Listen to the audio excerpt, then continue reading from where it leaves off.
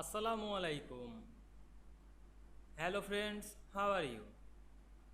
Welcome back to our new video. Today I am going to show you how to make a text box semi-transparent in Microsoft Word. Let's get started.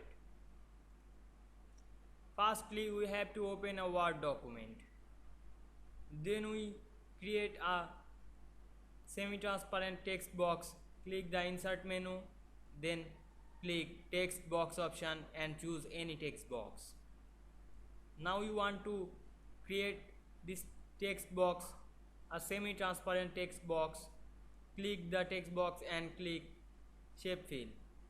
Then choose the color lighter 80% or orange 80% or gray 80%. These colors are like semi-transparent. Now we write anything in this text box.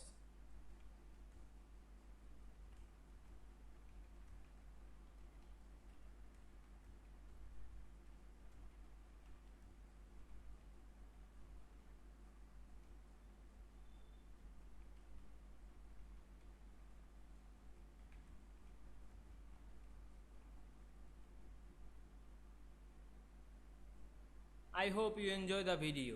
Please like, comment, share and subscribe my channel. Thanks for watching.